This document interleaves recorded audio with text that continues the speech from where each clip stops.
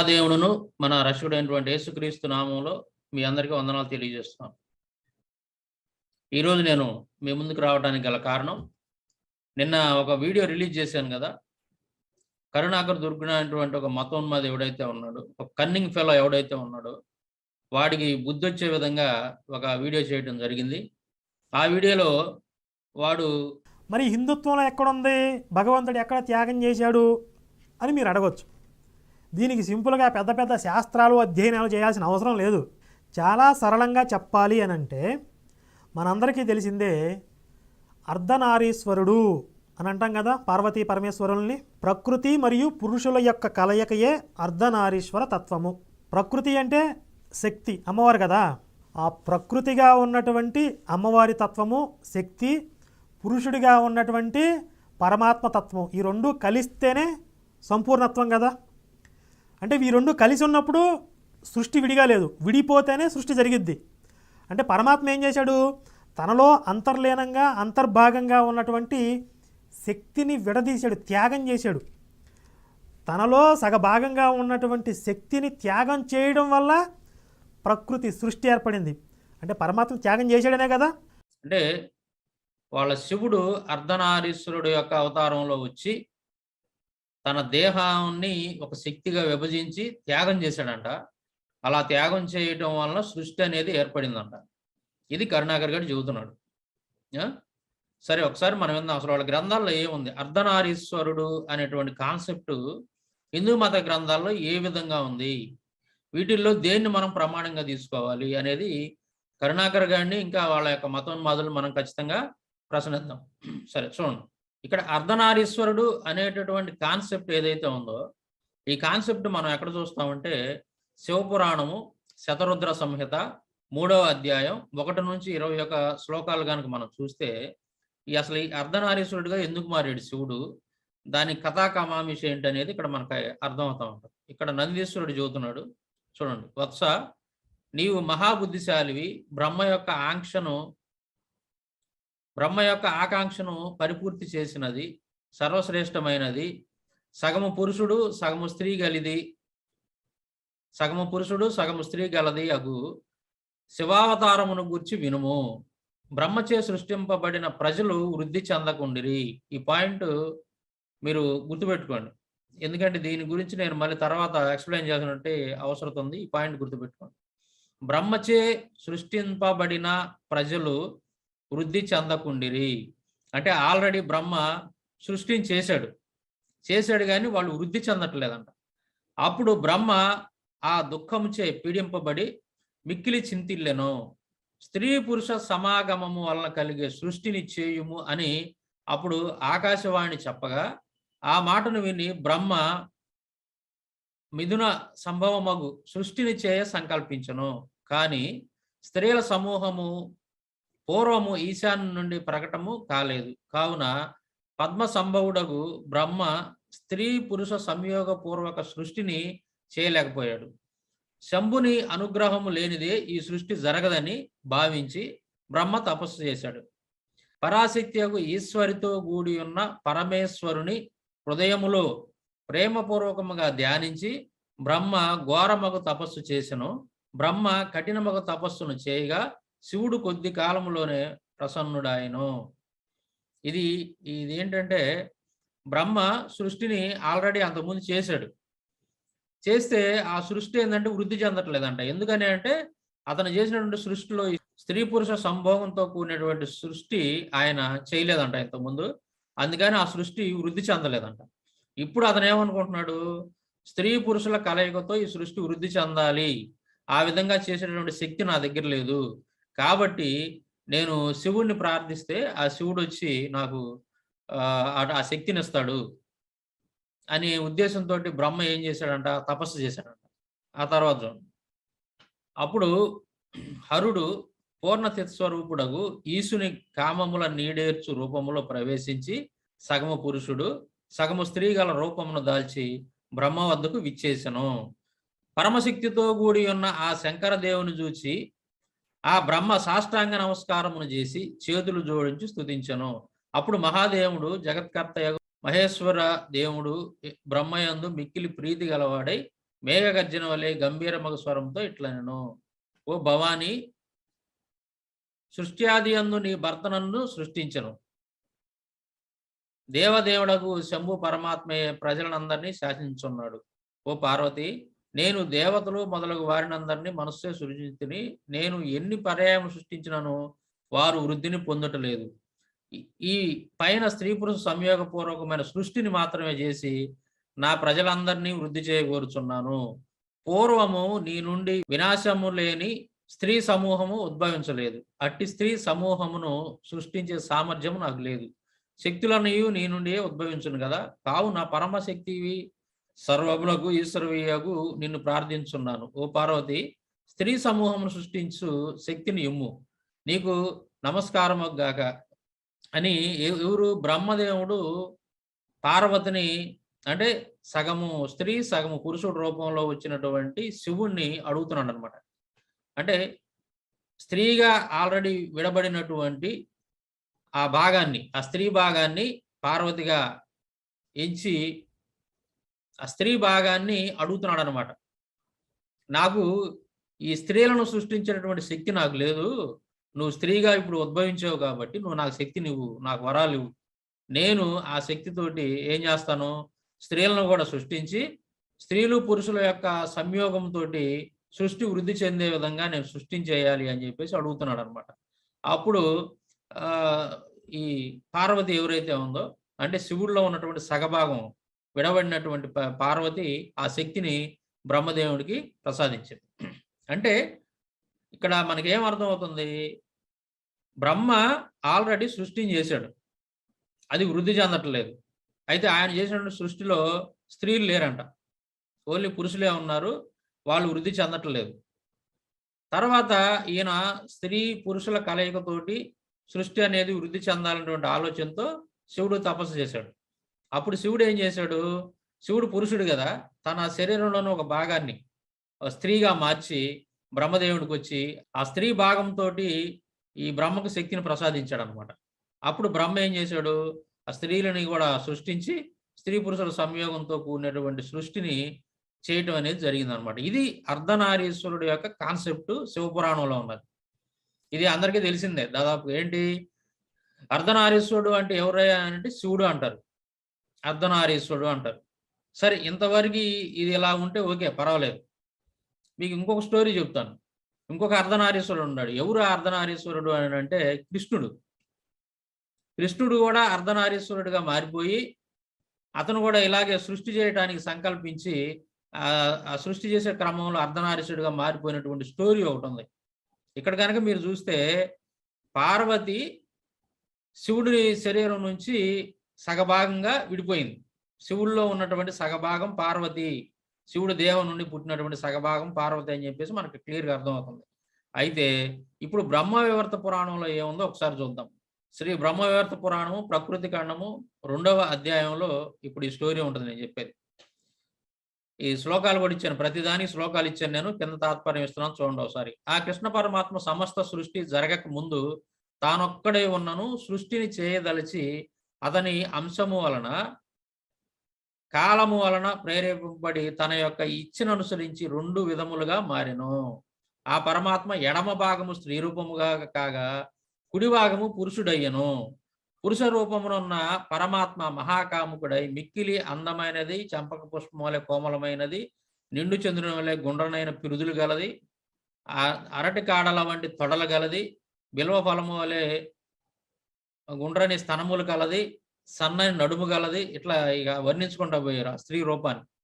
ఇలాంటి ఒక స్త్రీ అనేది కృష్ణుడి నుంచి కూడా ఒక భాగం వేరైందనమాట.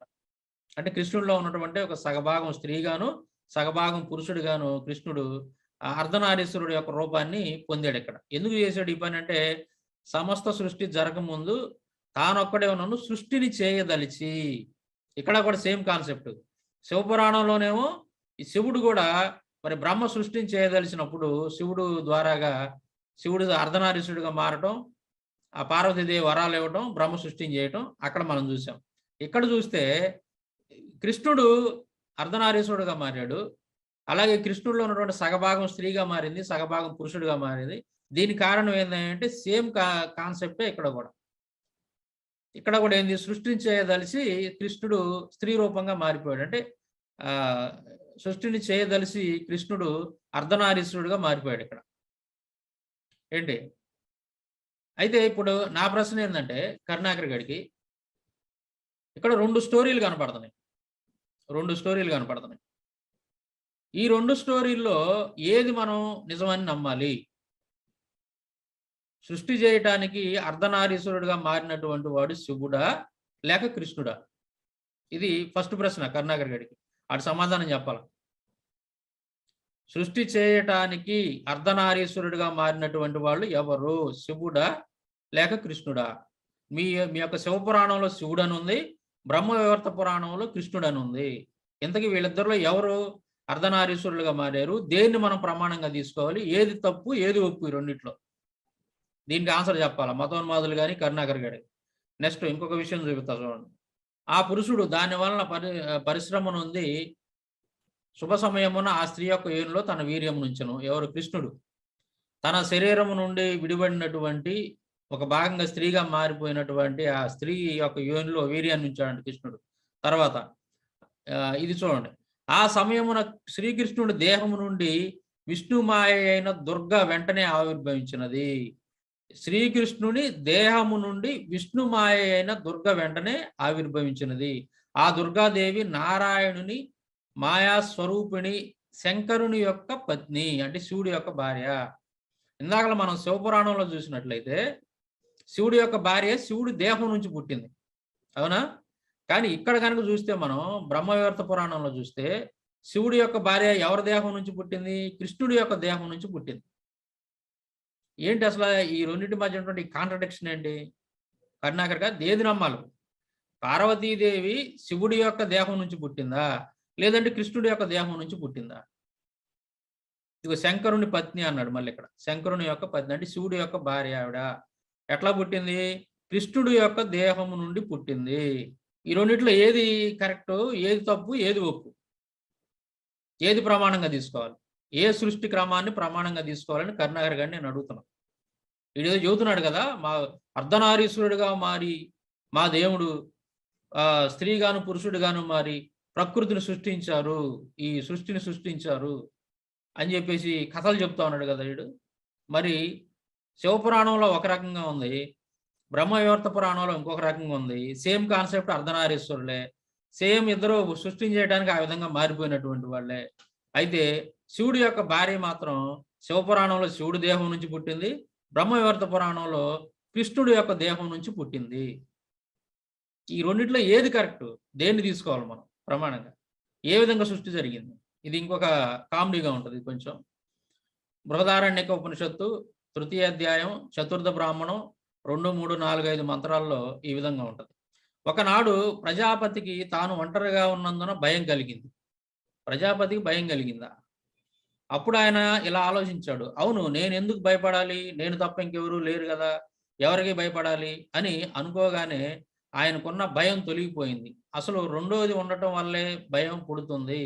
అయితే ప్రజాపతికి ఒంటరిగా ఉండటం సంతృప్తికరంగా అనిపించలేదు. ఒంటరిగా ఉండేవాడు ఏ ఆనందాన్ని పొందలేడు. ఇది గ్రహించిన ఆయన స్త్రీ పురుషులు ఇద్దరు ఆలింగనం చేసుకున్నట్లుగా సంకల్పించాడు. వెంటనే అదే భంగిమలో ఆయన రూపాన్ని ధరించాడు. అంటే ఆయన తన శరీరాన్ని తానే 2 రూపాలుగా విభాగించుకున్నాడు. వాటి పేర్లు సతి, పతి. ఇలా ప్రజాపతి తానే సతిగా పతిగా మారాడు. అంటే ఇక్కడ ప్రజాపతి అనేటువంటి ఆయన ఇక్కడ అర్ధనారీశ్వరుడుగా మారిపోయాడు అనమాట. వెంటనే ఒంటరిగా ఉన్నవాడు చీల్చిన వెదురు బద్దలో ఒక బిడ్డ లాంటి వాడని యజ్ఞవాల్క్య మహర్షి అంటాడు. కాబట్టి పురుషుడిలో ఉన్న అర్ధభాగం స్త్రీతో పరిపూర్ణమవుతుంది. వీరిద్దరి కలయిక వల్ల మనుషులు జన్మిస్తున్నారు. తర్వాత ఇది చూడండి, ఇది ఇంకా దారుణంగా ఉంటుంది. ఆ సమయంలో శతరూప అనే స్త్రీ తనలో తాను ఇలా ఆలోచించుకుంది, నేను ప్రజాపతి నుంచి జన్మించాను కదా, ఇప్పుడు ఆయన నన్ను సంభోగించాలని ఆశపడుతున్నాడు, నేను ఇక్కడ నుంచి తప్పుకోవటం మంచిది అని భావించి వెంటనే ఒక ఆవుగా మారిపోయింది. శతరూప అంటే ఎవరైతే ఈ ప్రజాపతి యొక్క శరీరం నుంచి విడిపడినటువంటి శతరూప ఎవరైతే ఉన్నారో, ఈ శతరూప ఏం చేసిందంట, ఇతను నన్ను సంభోగించాలని చూస్తున్నాడు ఈ ప్రజాపతి, కాబట్టి నేను వెంటనే వేరే రూపంలో ఇక్కడ నుంచి తప్పించుకోవాలి, వేరే రూపంలో మారిపోవాలని ఏం చేసింది చూడండి ఇక్కడ. నేను ఇక్కడ నుంచి తప్పుకోవడం మంచిది అని భావించి వెంటనే ఒక ఆవుగా మారిపోయిందంట. ఆవుగా మారిపోయింది. అది గమనించినప్పుడు పురుషుడు తాను కూడా పెద్ద వృషభం అంటే ఎద్దులాగా మారి గోవు రూపంలో ఉన్న శతరూపంతో సంభోగించాడు. తద్వారా ఆవులు, ఎద్దులు జన్మించాయి. తర్వాత శతరూప గాడిద రూపాన్ని ధరించింది. ప్రజాపతి కూడా మగగాడిదిగా జన్మించి ఆమెతో సంభోగం చేశాడు. తద్వారా ఒకే గిట్ట ఉన్న జంతువులు పుట్టాయి. శతరూపం మేక రూపాన్ని ధరించగా ప్రజాపతి మేకపోతు రూపాన్ని ధరించాడు. ఆమె గొర్రెగా మారగా తాను పొట్టేలుగా మారాడు. ఇలా వారిద్దరి సంభోగం వల్ల గొర్రెలు, పొట్టేళ్లు జన్మించాయి. అంతేకాదు వారిద్దరి వల్ల స్త్రీ పురుష రూపాల్లో చీమల నుండి మొదలుకొని సకల జీవులు సృష్టించబడ్డాయి. ఇది చూసారా, ఇది ఎంత కామెడీగా ఉందో. అంటే ప్రజాపతి అనేటువంటి ఆయన, ఇది ఉపనిషత్తుల్లో ఉన్నది చెప్తున్నాను, బృహదారణ్యక ఉపనిషత్తులో ఉంటుంది ఈ స్టోరీ. ప్రజాపతి అనేటువంటి ఆయన తాను కూడా అర్ధనారీశ్వరుడు రూపాన్ని పొంది ఒక స్త్రీని సృష్టించుకొని తన శరీరంలో ఒక భాగాన్ని ఒక స్త్రీగా సృష్టించుకొని ఆ స్త్రీతోటి సంభోగించాలని చూస్తాడనమాట. దానికి భయపడినటువంటి ఆ స్త్రీ శతరూప ఎవరైతే ఉందో ఆవిడ ఏం చేసింది, ఫస్ట్ ఏం చేసింది, ఒక ఆవుగా మారిపోయింది. ఆవు రూపాన్ని ధరించింది. అప్పుడు ఈ ప్రజాపతి ఎద్దు రూపాన్ని ధరించి ఆ స్త్రీతోటి ఆవు రూపంలో ఉన్నటువంటి శతరూపతోటి సంభోగించాడు. అప్పుడు అనేక జంతువులు, ఆవులు, ఎద్దులు ఇవన్నీ పుట్టినాయి. ఆ తర్వాత గొర్రె రూపంలోకి ఆవిడ మారిపోయింది శతరూప. అప్పుడు పొట్టేలు రూపంలో మనోడు ఈ ప్రజాపతి ఏం చేశాడు, ఆవిడతోటి సంభోగం చేశాడు. అప్పుడు ఈ గొర్రెలో మేకలన్నీ జన్మించినాయి అనమాట. ఇట్లా గాడిదగా మారిపోయింది ఆవిడ. ఆడగాడిదిగా మారిపోతే మగగాడిదిగా ఇతను మారిపోయి సంభోగం చేశాడు. అంటే దీన్ని బట్టి మనకి ఇదేం చెప్తుందంటే ఈ సృష్టిలో ఉన్నటువంటి ప్రతి జీవరాశిలోనూ ఆడ జీవరాశిగా ఈ శతరూపం మారినప్పుడు మగ జీవరాశిగా ఇతను ప్రజాపతి మారిపోయి వాళ్ళిద్దరు సంభోగం వల్ల ఈ సృష్టి జరిగింది అని చెప్పి ఎవరు చెబుతున్నారు, ఉపనిషత్తులు చెప్తున్నాయి. బృహదారణ్యక ఉపనిషత్తు అనేది చెప్తాం. ఆలోచించారా?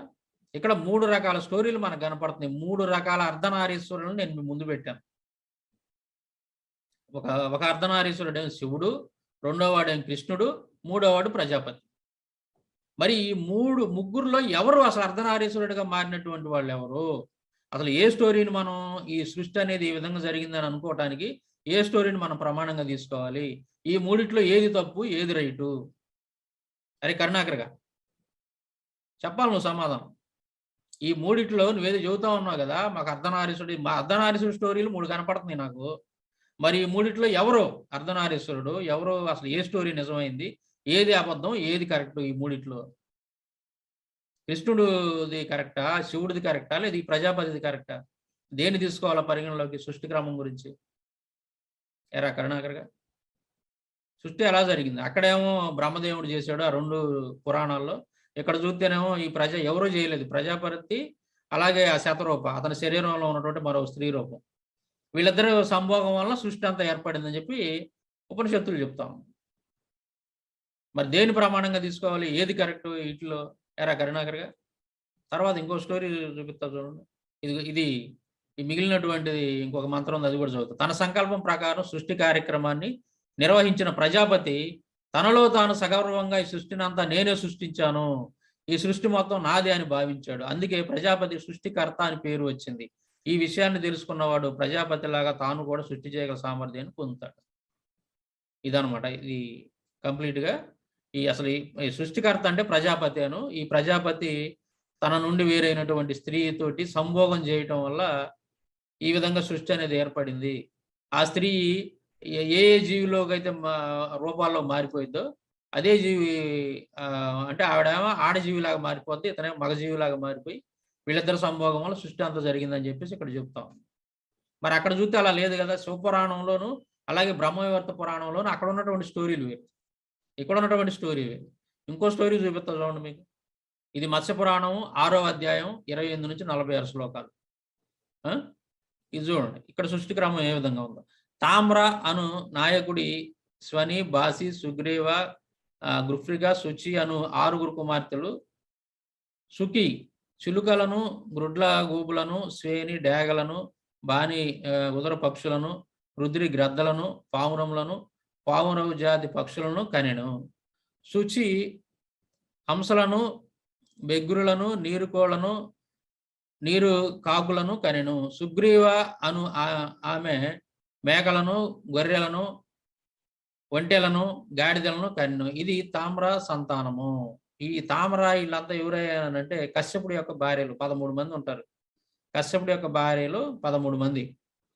వాళ్ళలో ఎవరెవరికి ఏ భార్యకి ఎవరెవరు పుట్టారు అనేది ఇక్కడ స్పష్టంగా ఉంది. సురస అను కశ్యప భార్యకు 1000 శిరస్సులు గల 1000 సర్పములు సంతానమయ్యను. ఈ కశ్యపుడి యొక్క భార్య సురసకంట సర్పాలు పుట్టినాయంట. కద్రువకు 1000 సర్పములు కలిగను. కద్రువకు కూడా పాములు పుట్టినాయంట. 1000 సర్పాలు పుట్టినాయంట. వారిలో 26 మంది ప్రసిద్ధులు.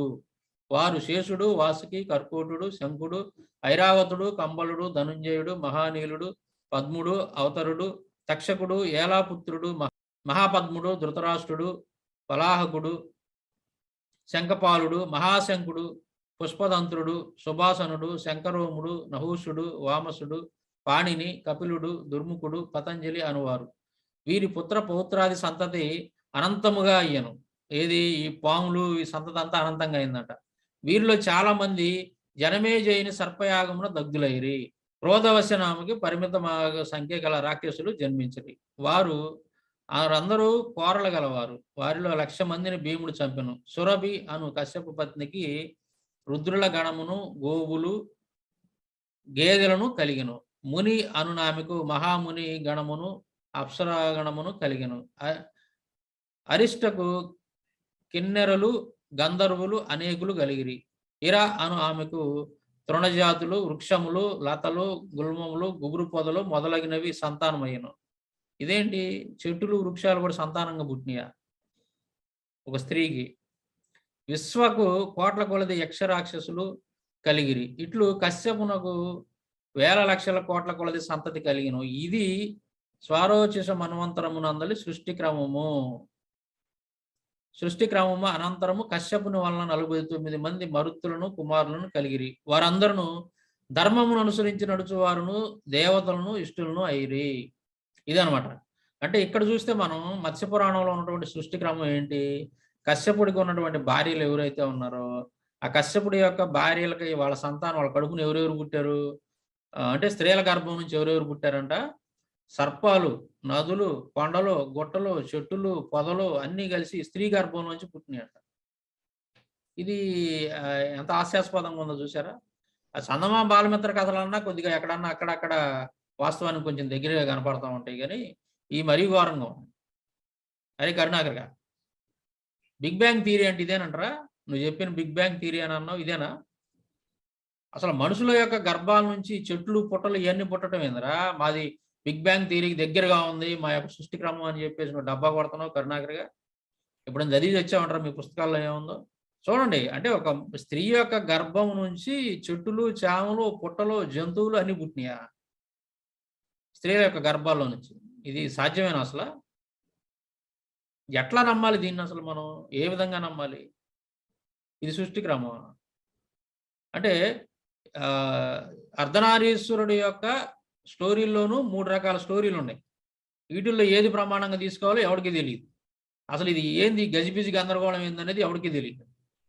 ఎందుకు రాశారో వాళ్ళకే తెలియదు. ఎట్ట పడితే అట్ట రాసేసారు. ఇక్కడ చూస్తేనేమో మత్స్యపురాణంలో కాదు, ఇది మత్స్యపురాణమే కాదు, భాగవతంలోను అలాగే రామాయణంలో కూడా ఈ కశ్యపుడి యొక్క భార్యలు ఈ విధంగా చెట్లని, గుట్టల్ని, పుట్టల్ని, కొండల్ని కన్నట్టుగా వాళ్ళ గర్భంలోంచి కన్నట్టుగా చాలా స్పష్టంగా ఉంటుంది అనేక చోట్ల. ఇది మరీ ఘోరం. అందుకే దీని గురించి ఈ దయానంద సరస్వతి బూతులు తిడతా ఉంటాడు. ఎవరిని? ఈ గ్రంథాలు రాసినటువంటి వాడు. చూడండి ఒకసారి, నేను వినిపిస్తా. సత్యార్థ ప్రకాశంలో ఉంటుంది. ఇది సత్యార్థ ప్రకాశము ఏకాదశి సముల్లాసం అంటే 11వ అధ్యాయంలో పేజీ నెంబర్ 360లో ఉంటుంది. ఇదంతా కూడా శివపురాణంలోని, భాగవతంలోను విష్ణువు నాభి నుండి కమలం, ఆ కమలం నుండి బ్రహ్మ దక్షిణ పాదం నుండి స్వయంభువుడు, వామపాదం నుండి శతరూప, రాణి, లలాటం నుండి రుద్రుడు, మరీచి మొదలైన దశపుత్రులు, వారి నుండి 10 మంది ప్రజాపతులు, వారికి 13 పుత్రికలు, వారి కశ్యపునితో వివాహం జరగటం. వీరిలో దితి నుండి దైత్యులు, ధనువు నుండి దానవులు, ఆదిత్య నుండి ఆదిత్యులు, వినత నుండి పక్షులు, కద్రువు నుండి పాములు, సరమ నుండి కుక్కలు, నక్కలు మొదలగినవి. ఇతర స్త్రీల నుండి ఏనుగులు, గుర్రాలు, ఒంటెలు, గాడిదలు, గేదెలు, గడ్డి, గాదం, ఆ కోపం వచ్చేసి చివరికి ఆ మాట వాడేసాడు దయానంద సరస్వతి, గడ్డి కాదు అని. తుమ్మలు మొదలైన కంటక వృక్షాలు పుట్టినాయి.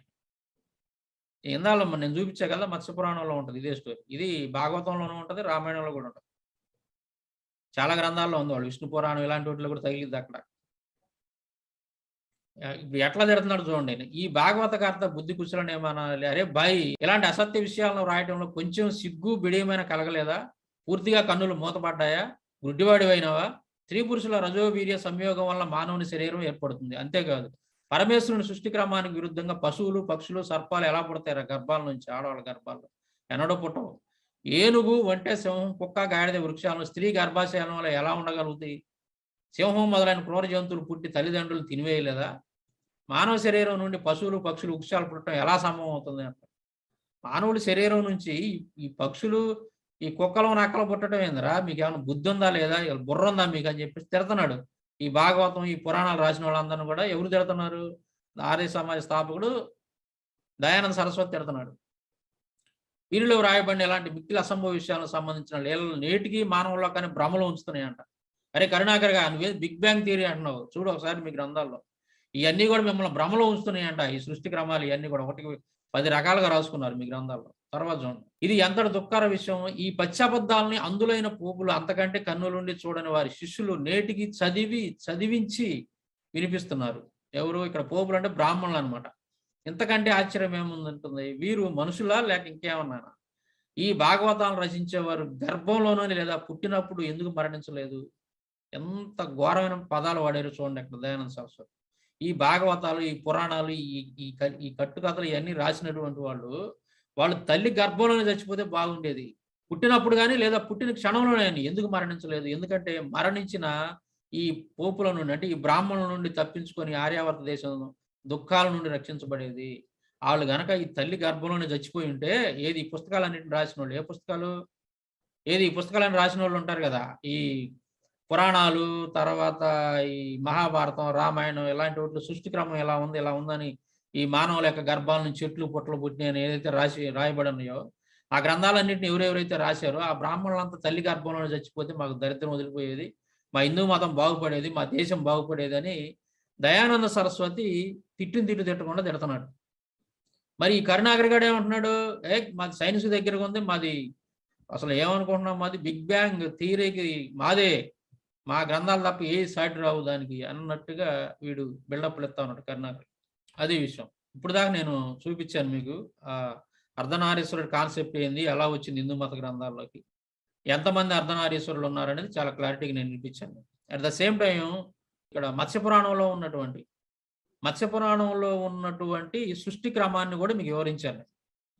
అందులో ఉన్నటువంటి సృష్టి క్రమం చూస్తే మనుషుల యొక్క గర్భాల నుంచి చెట్లు, పుట్టలు, కొండలు, గుట్టలు పుట్టిని, దాన్ని దయానంద సరస్వతి బండబూతులు తిడతాడు ఆ పుస్తకాలు రాసినటువంటి వాళ్ళని. ఇది ఎట్లా సాధ్యం రా? ఎందుకు ఇలా రాశారు మీరు? మా హిందూ మతాన్ని నవ్వులు పాలు చేస్తా రాశారు ఈ పుస్తకాల్లో, మీరు ఎట్టబడితే అట్ట రాశారు అని చెప్పేసి ఆయన చాలా బాధపడుతూ దారుణంగా తిట్టాడు ఆ పుస్తకాలు రాసిన. మరి ఈ రోజు కూడా ఈ కరుణాకర్ గారు లాంటి మతోన్మాదులు దాన్ని ఏదో పెద్ద గొప్పగా చెబుతూ ఉంటారు. వాస్తవానికి ఎందుకు వాళ్ళు అలా చెప్తున్నారంటే, ఆ చెప్పేవాడికి చదవాలి ఈ పుస్తకాల్లో ఏముందని తెలియదు. పాపం వినేటటువంటి హైందవ సహోదరులకి అందులో ఏముందో తెలియదు. వాళ్ళు ఏది చెబితే అది వింటా ఉంటారు. ఎక్కడైనా ఏ ప్రవచనకారుడైనా హిందూ మతాల్లో ఉన్నటువంటి ఈ హిందూ మతాన్ని ప్రచారం చేసేటువంటి ప్రచారకులు ఎవరైనా సరే, ఇట్లా సృష్టి క్రమం అనేది స్త్రీ యొక్క గర్భం నుంచి చెట్టులు, చామలు, నదులు, కొండలు, గుట్టలు పుట్టిని ఇలాగే మన సృష్టి ఏర్పడిందని చెప్పేసి ఎవడన్నా చెప్పాడా? ఒక్కడన్నా కానీ ఎప్పుడైనా సరే విన్నారా మీరు? లేదు, చెప్పరు. కానీ వాళ్ళ గ్రంథాలు అలా రాయబడి ఉంది అదంతా. అలాగే మన సైంటిస్టులు కూడా చెప్తారు, ఒక థియరీ చెప్తారు, బిగ్ బ్యాంగ్ థియరీ అని చెప్పి. ఇదేంటి? ఈ విశ్వానికి మొదట్లో అసలు ఒక్కటే పదార్థం ఉండేది. ఆ ఒక్కటిగా ఉన్నటువంటి పదార్థం ఒక మహావిస్ఫోటనం చెంది ఇలా కోటాను కోట్ల పాలపుంతలుగా, నక్షత్రాలుగా, గ్రహాలుగా, ఉపగ్రహాలుగా ముక్కలయ్యింది, విడిపోయింది అని చెప్తున్నారు. ఇదేంటి? అద్వైతం కదా. ఈ మొత్తం చరాచర విశ్వంలో ఉన్నది ఒక్కటే బ్రహ్మ పదార్థము, దానికి వేరుగా రెండవ పదార్థం లేదు. అదే కదా అద్వైతం. ఆ ఒక్కటిగా ఉన్నటువంటి బ్రహ్మ పదార్థం, ఆ ఒక్కటిగా ఉన్నటువంటి పరమాత్మ తత్వం తనకి తాను ఆహుతిచ్చుకొని అనేక శక్తులుగా, అనేక రూపాలుగా విడిపోయింది. అద్వైతము బిగ్ బ్యాంగ్ థియరీ కలిసిందా లేదా? అంటే పరమాత్మ తన తాను ఆహుతిచ్చుకున్నాడా లేదా? ఇదంతా ఎప్పుడు జరిగినట్లు? సృష్టికి పూర్వం జరిగినట్లు. అంటే సృష్టికి పూర్వం పరమాత్మ తనలో ఉన్నటువంటి శక్తిని త్యాగం చేసి ప్రకృతిగా రూపాంతరం చెందితే సృష్టి జరిగింది. ఇది అసలు బిగ్ బ్యాంగ్ థియరీ అంటే ఏంది? దాని అర్థం ఏంది? ఒక పదార్థం అనేది విస్ఫోటనం చెందింది. విస్ఫోటనం చెంది అందులో ఉన్నటువంటి పదార్థాలన్నీ కూడా చెల్లాచెదురుగా పడిపోయి, ఆ తర్వాత వాటి నుంచి కొన్ని జీవరాశులు అనేవి పుట్టినాయి అనమాట. అది బిగ్ బ్యాంగ్ థియరీ. అసలు ఇది ఒక రకంగా చెప్పాలంటే నాస్తికవాదం. బిగ్ బ్యాంగ్ థియరీ అనేది నాస్తికవాదం. దేవుడిని నమ్మనటువంటి వాదం అది. అది సైన్స్ అది ఇది అని అంటారు కానీ వాస్తవానికి ఆ బిగ్ బ్యాంగ్ థియరీని నమ్మేటటువంటి వాళ్ళంతా కూడా దేవుడిని నమ్మరు. ఇప్పుడుదా మనం చూసాం ఎక్కడైనా బ్రహ్మదేవుడు సృష్టించేశాడని. సృష్టిని చేయడానికి కావలసినటువంటి శక్తిని శివుడు అర్ధనారీశ్వరుడిగా మారి ఆ శక్తిని ప్రసాదించాడు. ఏది శివపురాణంలో. బ్రహ్మ వివర్త పురాణంలో కనుక మనం చూస్తే కృష్ణుడు ఆ విధంగా మారి సృష్టించేశాడు అర్ధనారీశ్వరుడిగా మారి. అదే బృహదారణ్యక ఉపనిషత్తులో కనుక మనం చూస్తే ప్రజాపతి అర్ధనారీశ్వరుడిగా మారి తన శరీరంలో నుంచి తయారైనటువంటి ఆ స్త్రీ భాగంతో సంభోగం చేసి సృష్టిని తయారు చేశాడు. అర్థమైందా? అసలు దీనికన్నా బిగ్ బ్యాంగ్ థియరీకి సంబంధం ఏమన్నా ఉందా? అరే కరుణాకర్గా ఏరా, అసలు బిగ్ బ్యాంగ్ థియరీకి దీనికి ఏమైనా సంబంధం ఉందా? అదిగాక శివపురాణంలో నేను ఇందాక మీకు చూపించాను. ఈ జాగ్రత్తగా మళ్ళీ ఒకసారి చూడండి, గుర్తుపెట్టుకోండి అని చెప్పాను. ఏంటి ఆ విషయం అంటే, ఆల్రెడీ సృష్టిని చేశాడు. కొంత సృష్టిని ఎవరు చేశారు? బ్రహ్మదేవుడు చేశాడు. అయితే అది వృద్ధి చెందటం లేదని చెప్పేసి ఇంకా బాగా వృద్ధి చెందే విధంగా నాకు శక్తిని ప్రసాదించు అని చెప్పేసి శివుని తపస్సు చేసినప్పుడు శివుడు శక్తిని ఇస్తాడనమాట బ్రహ్మదేవుడికి. మరి బిగ్ బ్యాంగ్ థియరీ అనేది ఏంది? దాని అంతకుముందు సృష్టి లేదు. అరే కరుణాకర్గా జాగ్రత్తగా వినాలి. సృష్టి అనేది అంతకుముందు లేదు. కొత్తగా అసలు అప్పుడే ఈ విస్ఫోటనం జరిగిన తర్వాతే సృష్టి అనేది ఏర్పడింది అనేది బిగ్ బ్యాంగ్ థియరీ. కానీ నీ గ్రంథాలు ఏం చెబుతున్నాయి? శివపురాణంలో బ్రహ్మదేవుడు ఏం చెప్తున్నాడు? ఆల్రెడీ సృష్టి చేశాను నేను, కొంత సృష్టి నేను చేశాను, అది వృద్ధి చెందలేదు. అంటే ఏంది? ఆల్రెడీ సృష్టి ఉంది. సృష్టి ఉన్న తర్వాతనే అర్ధనారీశ్వరుడు అవతారం అనేది వచ్చింది శివుడి నుంచి. అది శివపురాణం చెబుతా ఉంది. కాబట్టి కరుణాకర్ గారు చెప్పే బిగ్ బ్యాంగ్ థియరీకి కానీ శివపురాణంలో ఉన్నటువంటిది కానీ లేదంటే అర్ధనారీశ్వరుడు కాన్సెప్ట్కి ఈ రెండింటికి అసలు సంబంధం 1% కూడా సంబంధం లేదు అసలు. ఇదనమాట. అంటే కరుణాకర్ గారు లాంటి మతోన్మాదులు ఈ వెధవలు, ఈ దరిద్రులు ఏంటంటే సాయంత్రం అయితే మందు తాగేదను బిర్యానీ ప్యాకెట్ తిని కొనుక్కుంటారు. అరే 2 డబుల్ ఎగ్ ఆమ్లెట్స్ అని చెప్పేసి మొన్న కరాటే కళ్యాణ్ చెప్పింది కదా, అది వాళ్ళ బతుకులయ్యి దరిద్రులు జనాల దగ్గర డబ్బులు దోచుకొని వాళ్ళ ఆస్తులు కూడబెట్టుకుంటారు తప్ప ఏదైనా పుస్తకాలు తీసుకొచ్చి చదివి వాటిలో ఉన్నటువంటి జ్ఞానాన్ని 10 మందికి పంచుదాం అనే ఆలోచన ఈ దరిద్రులు లేదు అసలు. ఎందుకంటే వీళ్ళు డబ్బు సంపాదించడానికి వచ్చిన వాళ్ళు తప్ప సమాజాన్ని ఉద్ధరిద్దామను లేదా హిందూ మతాన్ని ఉద్ధరిద్దామని వచ్చినటువంటి వాళ్ళు కాదు వీళ్ళు మతోన్మతులు. కరుణాకర్ గారు అండ్ కో. అర్థమైందా? అదనమాట విషయం. సరే, ఇప్పుడు మీకు క్లియర్గా అర్థమైంది అనుకుంటున్నాను. అర్ధనారీశ్వరుడు అనేటువంటి వాడు సృష్టికి ముందు త్యాగం చేశాడు అని 100 సార్లు అంటున్నాడు. ఏంటి అసలు త్యాగం అంటే? నాకు తెలియగడుగుతా కరుణాకర్గా. తన శరీరాన్ని త్యాగం ఏం కనపడుతుంది అక్కడ? ఇప్పుడు త్యాగం ఏం కనపడుతుంది అక్కడ? తన శరీరంలో నుంచి ఒక భాగం స్త్రీగా బయటకు వచ్చింది, అది త్యాగం. తన శరీరంతోనే అంటుపెట్టుకొని లేదు కదా అక్కడ. శరీరం నుంచి బయటకు వచ్చింది. బయటకు వచ్చిన తర్వాత శివుడు ఆ పార్వతితోటి కొన్ని లక్షల దివ్య సంవత్సరాలు ఆమెతోటి సెక్స్ చేసినట్టుగా. లక్షల దివ్య సంవత్సరాలు అంటే అసలు కోటాను సంవత్సరాలు శివుడు ఏం చేశాడు? తన భార్యతోటి సెక్స్ చేస్తా ఉన్నాడు. ఆ సంగతి తెలిసి దేవతలకి, ఏంది ఇన్ని సంవత్సరాలు వీళ్ళిద్దరూ ఈ రకంగా ఇదే పనిలో ఉన్నారు, రేపు పుట్టబోయేవాడు వాడు ఎంత భయంకరంగా తయారవుతాడో, కాబట్టి మనం పోయి చెడగొట్టాలని చెప్పేసి వీళ్ళు పోయి అక్కడ చెడగొడతాడు. వాళ్ళని బయటికి తీసుకొని వస్తాడు.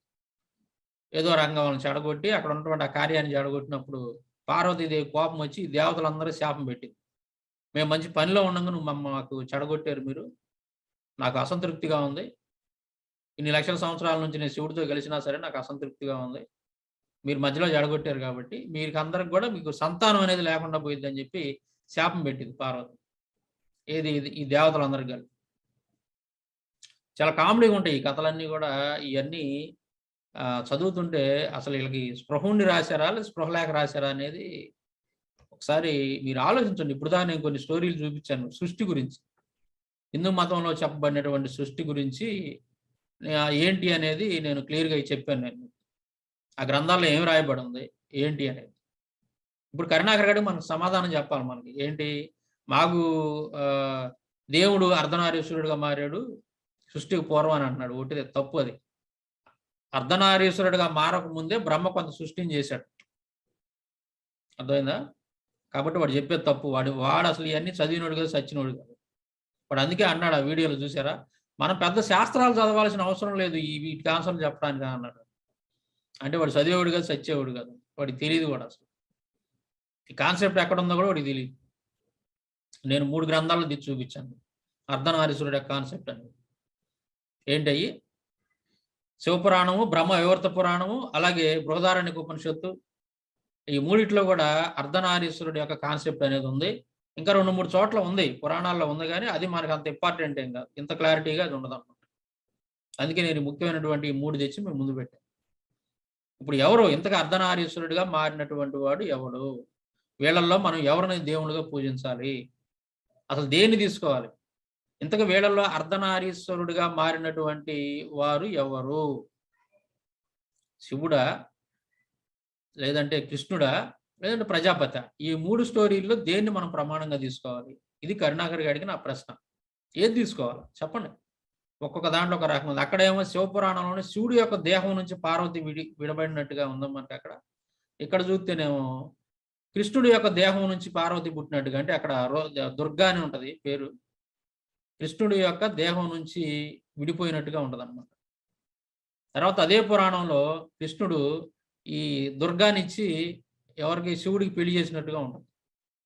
అంటే పుట్టించినటువంటి వాడు కృష్ణుడు తన యొక్క దేహం నుంచి. అక్కడ శంకరుని పత్ని అంటే శివుడి యొక్క భార్య అని కూడా రాసి ఉంది. నేను మీకు చూపించాను. శివపురాణంలోనేమో పార్వతి ఎలా పుట్టింది? శివుడి యొక్క భార్య. శివపురాణంలోనేమో శివుడి యొక్క భార్య ఎలా పుట్టింది? శివుడి యొక్క దేహం నుంచి పుట్టింది. బ్రహ్మవివర్త పురాణంలో చూస్తే శివుడి భార్య ఎలా పుట్టింది? కృష్ణుడి యొక్క దేహంలోంచి పుట్టింది. మరి ఈ రెండిట్లో ఏది కరెక్టరా కరుణాకర్ గారు? తర్వాత చూస్తే ఈ మత్స్య పురాణం కావచ్చు, తర్వాత భాగవత పురాణం కావచ్చు, లేదంటే శ్రీమద్ భాగవతం కావచ్చు, రామాయణం కావచ్చు, కశ్యపుడికి ఇంతమంది భార్యలు, వాళ్ళ నుంచే ఈ సృష్టి అనేది వృద్ధి చెందింది అన్నట్టుగా వీళ్ళు రాసుకున్నారు ఆ గ్రంథాలు. గురి కింద దాని కింద నలుపెరగదు అన్నట్టుగా ఈ మతోన్మాదులు ఏం చేస్తుంటారు? ఇట్లాంటివన్నీ చూసుకోకుండా, వాళ్ళ కంతలేదో వాళ్ళు చూసుకోకుండా, బైబుల్ అట్లా ఉంది, ఎట్లా ఉంది, సృష్టి గురించి అలా చెప్పాడు, ఎలా చెప్పాడు అని బయలుదేరుతా ఉంటాడు. వాడు ఉన్నాడు తిక్కలోడు, ఉన్నాడు తిక్కలు దాటడం. ఆడ వెనకమాల ఒక కోతి బ్యాచ్ ఒకటి ఉంది, మతోన్మాదుల బ్యాచ్. ఆ బ్యాచ్ని అంటేసుకునేదాను, అట్లా బైబుల్లో అది ఉంది, ఇది ఉంది, అది అట్టా జరిగి, అది ఎట్టొచ్చింది, ఇది ఎట్టొచ్చింది అని చెప్పేసి కథలు చెప్తూ ఉంటారు. వాళ్ళ దగ్గర ఉన్నటువంటి కంతలు, వాళ్ళ ముడ్డి కింద ఉన్న కంతలు కనపడవు. అదనమాట సంగతి. సో ఈ విధంగా మనం ఏం చేద్దామంటే, ఈ కరుణాకర్ గాడికి ఈ అబద్ధాలు చెప్తూ వస్తాడు. నాకు తెలుసు వాడికి గ్రంథ పరిజ్ఞానం లేదు. వాడికి హిందూ మతాల గ్రంథాల గురించి ఎవరైతే కొంతమంది వాడికి అందిస్తా ఉన్నారో, ఎవరొకరు అందిస్తేనే వాడికి అంతటా వాడు స్వయంగా గ్రంథ పరిశీలన చేసి తెలుసుకునేటువంటి అలవాటు వాడి జన్మలో మొదటి నుంచి కూడా లేదు. బైబిల్ నుంచి అంతే, బైబిల్ కూడా అంతే. ఇప్పుడు కొంతమంది అనుకుంటారు, అబ్బాయి ఇదేంద్రా బైబిల్లోంచి రిఫరెన్స్‌లు తీసి భలే మాట్లాడుతున్నాడే అనుకుంటారు. ఏముండదు. వాడు మాట్లాడేవన్నీ కూడా హేతువాదులు, నాస్తికులు రాసినటువంటి గ్రంథాల్లో పట్టుకొచ్చి మన ముందు సొల్లు కబుర్లు మాట్లాడుతూ ఉంటాడు కరుణాకర్ గారు. అర్థమైందా? కానీ గ్రంథాలు చదవటం అవన్నీ లేదనమాట. వీడికి ఎవరెవరైతే ఈ కాగితకూరుతో తెలిసి తెలియని సబ్జెక్ట్ హిందూ గ్రంథాల గురించి అందిస్తున్నారు కరుణాకర్ గారికి, వీళ్ళు ఎవ్వరు కూడా మన ముందు సరిపోరు. వీళ్ళు ఏ రూట్లో వస్తే ఆ రూట్లో ఎగిరొచ్చి తంతాం మనం కరుణాకర్ గారు. తోకజాడియాలని చూస్తాడు. మా ప్రజాపతి, మాకు దేవుడు అట్లా, మా దేవుడు ఎట్లా, సృష్టికి ముందు అలా జరిగింది, ఇలా జరిగింది అని చెప్పి కథలు చెప్తా ఉన్నాడు. ఇప్పుడు చూపించాం కదా మనం. ఆల్రెడీ సృష్టి ఉంది. బ్రహ్మదేవుడికి ఆ సృష్టిని చేశాడు. ఆ తర్వాత వీళ్ళు అర్ధనారీశ్వరుడిగా మారాడు. ఈ అర్ధనారీశ్వరుడు కాన్సెప్ట్ 3 రకాలుగా ఉంది. వీటిలో ఏది కరెక్టు? ఇది తేల్చండి ముందు అసలు. మీ సృష్టి అనేది ఏ విధంగా జరిగింది? ఈ 3 స్టోరీల్లో దేని ప్రకారం మీ సృష్టి జరిగింది? మీ గ్రంథాల ప్రకారం ఈ సృష్టి అనేది జరిగింది. ఇది తేల్చండి ముందు. తర్వాత మిగతా విషయాలు మాట్లాడి. అదే విషయం. చెప్పాను కదా కరుణాకర్గా, నువ్వు ఏ రూట్లో వస్తే ఆ రూట్లో నీకు ఎదురొచ్చి ఎగిరి తంతానని చెప్పాను. నేను వదిలిపెట్టను ఇంకా. నీకు దరువే, రోజుకు ఒక వీడియో దరువే నీకు. నీకు ఎట్టి పరిస్థితుల్లో కూడా నిన్ను వదిలిపెట్టను. అర్థమైందా? అదనమాట. సరే. ఈ వీడియోలన్నీ కూడా ప్రజలకు తెలియాలి. చాలా మందికి ఈ నాలెడ్జ్ అంతా కూడా తెలియాలి కాబట్టి, సహోదరులందరూ కూడా ఇది చూసి అలా వదిలేయకుండా మీరు కామెంట్‌లు రూపంలో తెలియజేయండి మీ అభిప్రాయాల కింద. ఈ వీడియో కింద. ప్రతి ఒక్కళ్ళు చూసిన ప్రతి ఒక్కళ్ళు మీ కామెంట్ రూపంలో తెలియజేయండి. తర్వాత మీకు ఈ వీడియో గనుక నచ్చితే లైక్ చేయండి. దీనివల్ల ఏమైద్దంటే లైక్స్ గాని, కామెంట్స్ గాని పెరగటం వల్ల ఎక్కువ మందికి రీచ్ చేస్తారు యూట్యూబోడు. అదొక ప్లస్ పాయింట్ ఉంది మనకు. కాబట్టి ఇది బాగుందిలే అని చూసి వదిలేయకుండా మీరు మీకు నచ్చితే వీడియో లైక్ చేయండి. కింద కామెంట్ రూపంలో మీ అభిప్రాయాలు ప్రతి ఒక్కళ్ళు తెలియజేయండి. అందరికి మీ గ్రూపుల్లో, వాట్సాప్, ఫేస్‌బుక్ గ్రూపుల్లో ఈ వీడియోలు షేర్ చేయండి. అర్థమైందా? తర్వాత సబ్స్క్రైబ్ చేసుకునేవాళ్ళు ఎవరైనా ఉంటే మన ఛానల్‌ని మీరు ఈ వీడియో చూసేటప్పుడు మీకు రైట్ సైడ్‌న రెడ్ సింబల్ కనపడుతుంది కదా! ఆ గంట సింబల్ ఉంటది. ఆ గంట సింబల్‌ని మీరు టచ్ చేసి సబ్స్క్రైబ్ చేసుకుంటే ఏమైద్దంటే నేను వీడియో పెట్టిన వెంటనే మీకు నోటిఫికేషన్ వచ్చింది. మీరు వెంటనే చూడొచ్చు. లేదంటే వాట్సాప్‌లో నా నంబర్‌కి మీరు ఎవరైనా సరే మీ వాట్సాప్ నంబర్ తోటి నాకు ప్రైజ్ లార్డ్ అనో లేకపోతే ఇంకో రకంగా ఏదన్నా మీరు మెసేజ్ పంపిస్తే నేను మీ నంబర్‌ని సేవ్ చేసుకొని నా ప్రతి ఒక్క వీడియోని నేను మీకు పర్సనల్‌గా పంపిస్తాను. ప్రతి ఒక్కళ్ళు కూడా వీటన్నిటిని కూడా మీరు షేర్ చేయండి. మీ యొక్క హైందవ సహోదరులకి.